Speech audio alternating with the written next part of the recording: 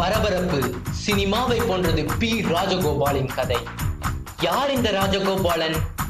இந்தியாவில் 33 கிளைகளுடன், வெளிநாடுகளில் 45க்கும் மேற்பட்ட கிளைகளுடன் நிமிர்ந்து நிற்கிறது சரவண பவன். அந்த சரவண பவனின் நிறுவனர் தான் ராஜகோபால். இவரின் கதை வெற்றிக்கான அம்சங்கள் நிறைய உள்ளது. விழுந்து வாரிய அடி முதல் சிகரம் தொட்ட எழுச்ச வரையில் தனி காட்டு ராஜாவாக குற்றம், உணர்வு பூர்வ முயற்சிகள், அதிகாரம் என பல அம்சங்களையும் உள்ளடக்கியது. தமிழகத்தில் புன்னையடி எனும் சிறு கிராமத்தில் 1947ஆம் ஆண்டு ஓர் ஏழை குடும்பத்தில் பிறந்தவர் ராஜகோபால். அந்த கிராமத்துக்கு பஸ் வசதி கூட இல்லை. வறுமை காரணமாக 7ஆம் வகுப்பிலேயே படிப்பை பாதியில் நிறுத்திவிட்டு வேலைக்கு போனார். ஓர் உணவகத்தில் டேபிள் துடைக்கும் வேலையை செய்த அவர் இரவில் தரையிலேயே படுத்து உறங்கினார். சிறிது நாளில் தேநீர் போட கற்றுக்கொண்டார். அதைத் தொடர்ந்து ஒரு மளிகை கடையில் பணிபுரிந்தார்.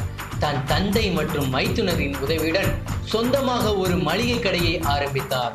தொழில் ரீதியில் இதுவே அவருக்கு முதல் முயற்சி என்பதால் நிறைய சவால்களை எதிர்கொண்டார். இளம் வயது என்பதால் ஒரு மளிகை கடையை நிர்வகிப்பது என்பது அவ்வப்போது பெரும் சவாலாகத்தான் இருந்தது. நிறைய ஏற்ற இறக்கங்களை சந்திக்க வேண்டியிருந்தது.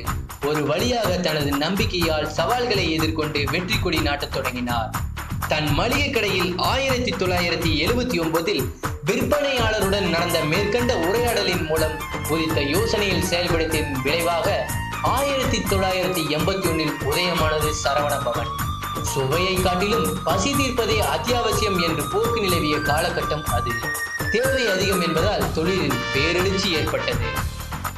வயிறு நிரம்பினால் போதும் என மக்கள் கருதி வந்த காலத்திலும் உணவின் தரத்திலும் வாடிக்கையாளரின் நல்ல அனுபவத்திலும் எந்த குறையும் வைக்கக்கூடாது என்பதில் முழு கவனம் செலுத்தினார் ராஜகோபால். மலிவு விலை பொருட்களை வாங்குவோம், ஊழியர்களுக்கு குறைந்த சம்பளம் கொடுப்போம் என்றெல்லாம் ஆலோசனை கூறிய அதிகாரியை வீட்டுக்கு அனுப்பினார்.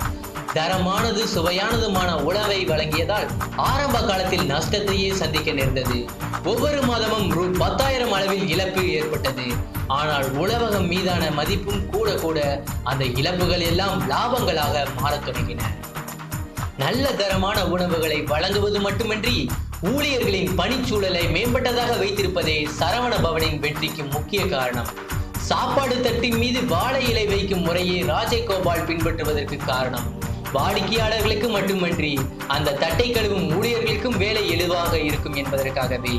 1000 தடைக்கல்லப்பா, தடைக்கல்லும் உனக்கொரு படிக்கல்லப்பா, வாழ்க்கையில் 1000 தடைக்கல்லப்பா. ஊழியர்களை மாதந்தோறும் தலைமுடியை திருத்த சொல்கிறார். இதனால் உணவு மீது முடி விழுவது தவிர்க்கப்படுவதுடன் ஊழியர்களும் நல்ல தோற்றத்தை வெளிப்படுத்த முடியும். அடுத்த நாள் வேலையில் சோர்வு ஏற்படும் என்பதால் இரவு காட்சி சினிமா பார்க்க யாருக்கும் அனுமதி இல்லை. ஊழியர்களுக்கு முதலில் வேலை உறுதித்தன்மையை ராஜகோபால் தருகிறார். இருப்பிடத்தையும் நிர்வாகமே வழங்குகிறது. சரியான கால இடைவெளியில் ஊதிய உயர்வும் தரப்படுகிறது. தங்கள் குடும்பம் ஊரில் வசித்தால் அவர்களை பார்த்து வருவதற்கும் ஆண்டுதோறும் சிறப்பு விடுப்பு தரவிடுகிறது.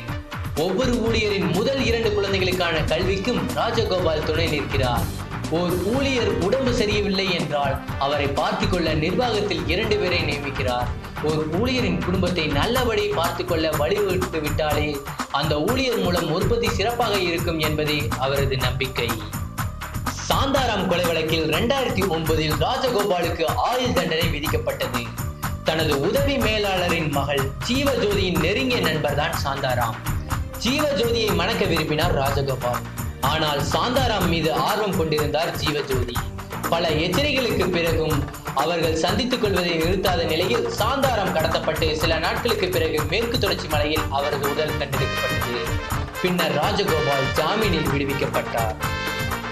நியூயார்க் டைம்ஸ் செய்தியாளரிடம் சரவண பவன் நலம் விரும்பி ஒருவர் கூறும்போது, இவர் உணவகத்தில் ஏன் சாப்பிடுகிறாய், ஒரு கொலையாளியின் கல்லாவை நிரப்பிறாயே என்று சில நண்பர்கள் கேட்பதுண்டு. இதோ பாருங்க, என் அன்றாட வாழ்க்கையில் நான் யாருக்கு பிசினஸ் தருகிறேன் என்பது பற்றி கவலை இல்லை. அவர் குடிகாரரா, மனைவியை அழிப்பவரா எதுவும் எனக்கு தெரியாது. ஆனால் பிசினஸ் என்று வரும்போது நல்ல தரமான உணவு கிடைக்கும் வரை அந்த உணவுக்கு தான் போக தயங்க மாட்டேன் என்பதே அவர்களுக்கு எனது பதிலாக இருக்கும் என்றார்.